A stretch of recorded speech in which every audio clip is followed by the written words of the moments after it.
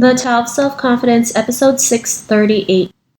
Welcome to the Tao of Self-Confidence, where I share stories of amazing women who have discovered their inner journey to self-confidence. Visit our website at thetaoofselfconfidence.com. Your inner journey to self-confidence awaits.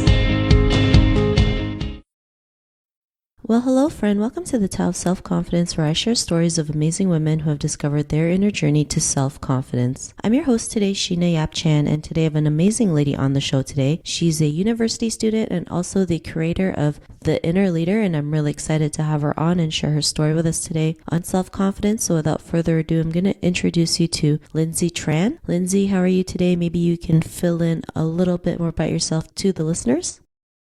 Yes, thank you, Sheena, for having me on the podcast. I'm doing very well. Aside from being a university student and creating the Inner Leader project, a mindful leadership project, I'm very much a learner in my everyday life. I love to read. I love to read books on business, psychology, personal development, and I'm also a Vipassana meditation student. Meditation is a big part of my life. I practice it every day. I went to a meditation retreat, and it's a very big part of who I am. And I'm constantly seeking ways to grow myself. So that's just a little bit about me. Awesome. Well, thanks for sharing that. And Lindssay, what's your cultural background? My cultural background, I was born in Hanoi, Vietnam. I grew up there and went to school there up to the age of 11. And then I came to Canada, and we were living on Vancouver Island for a few years. And then we moved to Vancouver, and I've been living here since. So Canadian Vietnamese. Awesome. Well, thanks for sharing that. And what would be your favorite self-confidence quote? Yes, my favorite self-confidence quote is, "You yourself, as much as anyone in the entire universe, deserves your love and affection." And it's by Buddha. Thanks for sharing that great quote. And in your own words, how do you define self-confidence? Yeah, so for me, self-confidence, I believe, is a result of self-love. Because at the very core, we must love ourselves for who we are, for the good and the bad, and in order to show up confidently and authentically. And I think that the more committed you are to loving yourself and being in a loving relationship with yourself, the more confident you feel at your core. So for me, it's not so much about the way you look, but it's truly about the way you feel inside, within your heart, your body, your mind, and your soul. And for me, when I allow love to be at my very core and at the very essence of my being, for me, I feel that is true self-confidence, because love is a very, very powerful force. And in my definition of self-confidence, treating yourself with love and kindness, you go on this journey of learning about yourself without judging yourself. And I think that's so important, because you can see the reality and the truth about yourself rather than the critical voices that are influencing you from society. So it's not just in knowing yourself, but you must accept yourself wholeheartedly and completely for both the good and the bad. And despite knowing the bad, still believing that you are whole and complete by just being you. And so for me, self-confidence is showing up with a heart full of love. Thanks for sharing that great definition. And what was your life like before your discovery of self-confidence?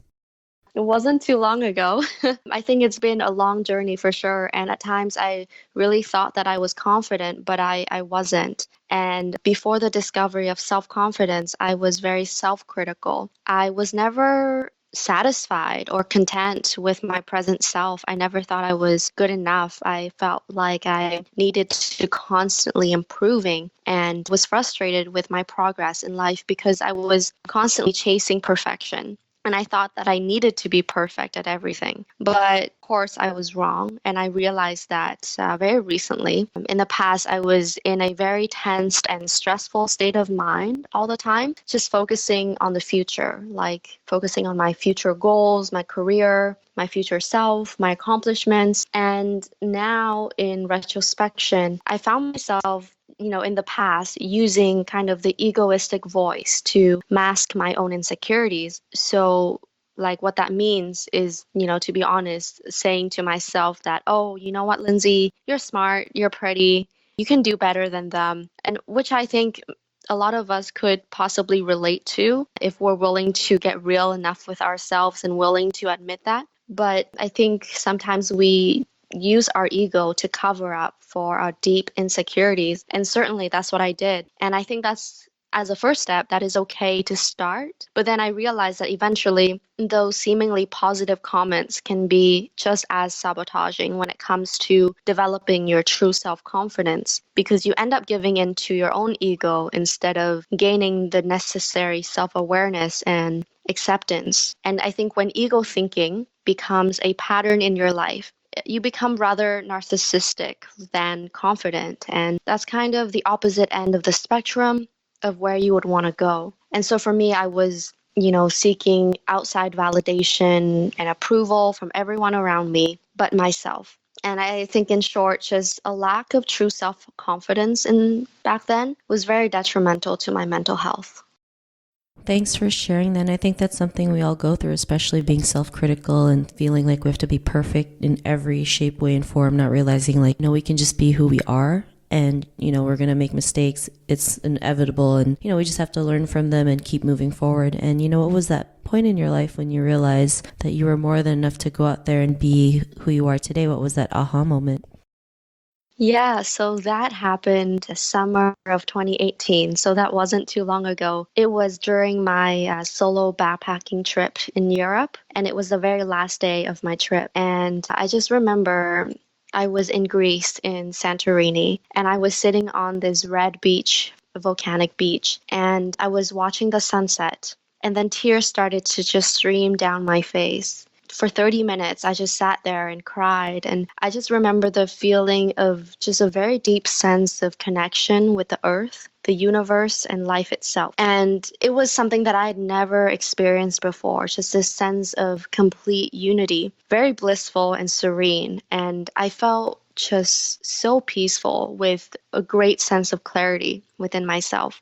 And I think in that moment, relating it back to having self-confidence, I just began to feel that greater force of love that existed in our universe that tells me you are perfectly, just like you said, Sheena, perfectly just being who you are and showing up as who you are. And when I feel just that love within myself, I felt that my heart expanded beyond my own reality. And I truly felt a sense of compassion for all beings on this planet. And it was just such a happy moment for me. I've never experienced that. And then at that time, I knew that love was the force and the very core of being human. And love was also at the very core of true self-confidence. Yeah, so that was my aha moment. Awesome. Well, thanks for sharing that aha moment. And because of that, what's your life been like now?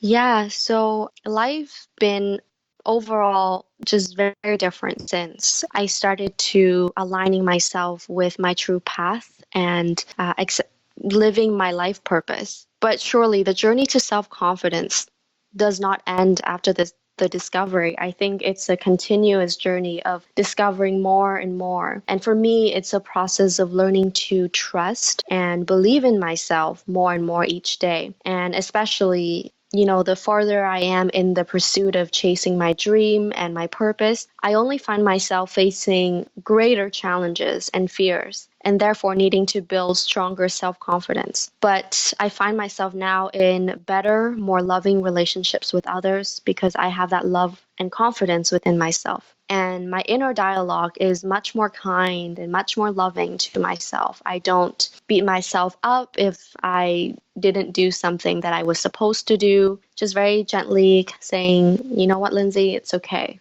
And nowadays I find it rather pleasant being alone in my thoughts. And I know that's something very hard for a lot of us to do when we are self-critical. And of course, it's not always the case that I'm in just a great mood and happy and positive, because there are definitely bad days where I'm more critical than the other days. But there are many more good days now with after the discovery. And I think now just living every day with a great sense of gratitude adds to the self-confidence. After the discovery, I also have gained the courage to empower others, inspire them, and uplift them as much as I can. And I try to do that with my team, with the people around me, and my family through the Inner Leader Project. Awesome. Well, thanks for sharing that. And, to the woman who's listening to your episode, she may be in her own journey to self-confidence. What would be that one tip you would give to her? Yeah, thank you. I think that everyone's journey is very different. And you probably can see that through about almost 600 episodes now that you do your podcast.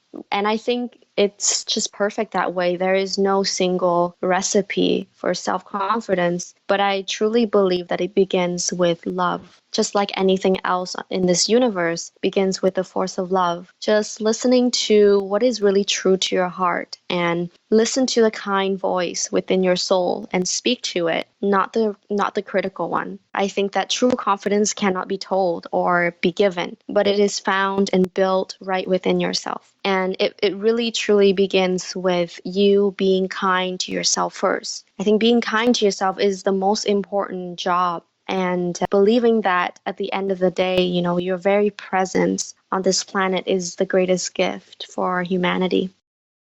Thanks for sharing that. And, Lindssay, if our listeners wanted to get to know a little bit more about you and what you do, is there any links or social media profiles we can connect with?